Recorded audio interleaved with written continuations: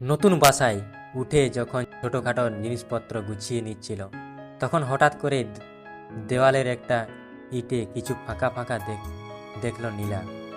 হাত দিয়ে একটু ধাক্কা দিতেই হঠটা সরে গেল, আর ভেতরে একটা পুরনো হলদেটে চিঠি দেখে পড়ল। মনে হলো চিঠিটা বহুদিন আগের। কৌতূহল আর উত্তেজনায় চিঠিটা খুলতেই প্রথম বাক্যটা তাকে হতবাক করে দিল। প্রিয় মঞ্জু, এই চিঠি যখন তুমি পড়বে তখন হয়তো অনেক দূরে চলে গিয়েছি আমি। চিঠিটা পড়ে বোঝা গেল একটা ছেলে মেয়ের জন্য রেখে গিয়েছিল। তারা ছিল একে অপরের প্রতি নিবেদিত, কিন্তু সমাজ পরিবার সব কিছু তাদের সম্পর্ক মেনে নেয়নি। ছেলেটা, যার নাম ছিল রাজন, চিঠিতে মঞ্জুকে জানিয়েছে তাদের ভিন্ন ভিন্ন পথে চলে যাওয়ার কথা, কিন্তু বিদায় নেওয়ার আগে দেওয়ালের এই গোপন ফাঁকে চিঠি রেখে গিয়েছিল, যাতে একদিন মঞ্জু এটাকে খুঁজে পায়। চিঠির প্রতিটি বাক্যে যেন রাজনের ব্যথা মিশেছিল। নীলা আপ্লুত হয়ে পড়ে।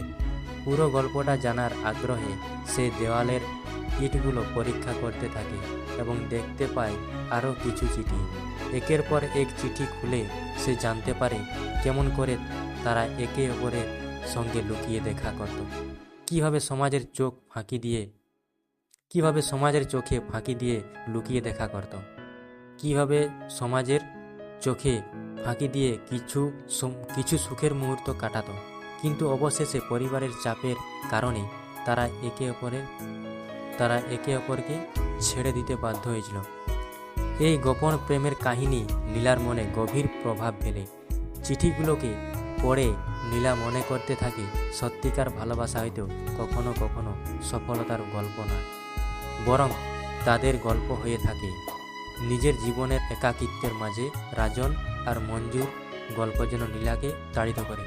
এরপর একদিন নীলা পুরনো বাড়ির দোকানে চিঠিগুলো থেকে আরও কিছু খোঁজার উদ্দেশ্যে গিয়েছিল, যেখানে এক বৃদ্ধ লোককে দেখতে পেল, যার হাতে পুরনো বই আর পাণ্ডুলিপি ছিল। গল্পে গল্পে লোকটি জানতে পারে নীলা পুরনো চিঠির ব্যাপারে আগ্রহী। তখন তিনি চমকপ্রদ সত্য প্রকাশ করেন। তুমি যে চিঠিগুলো পেয়েছ সেগুলো রাজন নামের আমার এক বন্ধুর লেখা। অনেক বছর আগে তার কাছেই শুনেছিলাম গল্পটা, কিন্তু সে তার ভালোবাসাকে মেনে নেওয়ার সাহস করেনি, বরং তাদের স্মৃতি এভাবেই রেখে গিয়েছিল। নীলা কিছুটা বিস্মৃত হয়, কিছুটা মুগ্ধ, যেন পুরনো প্রেমের একটা অংশ তার চোখের সামনে ফিরে এসেছে।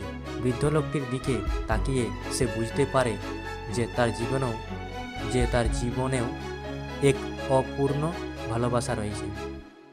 সেই মুহূর্তে তারা দুজন যেন এক গভীর সংযোগ অনুভব করে, যা প্রজন্মের ব্যবধান মুছে দেয়।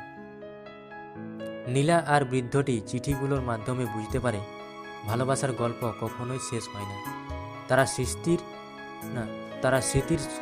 তারা স্মৃতির স্তম্ভ গড়ে তোলে, আর যুগের পর যুগ মানুষকে মনে করিয়ে দেয় সত্যিকারের ভালোবাসা ত্যাগের মধ্যেই টিকে থাকে।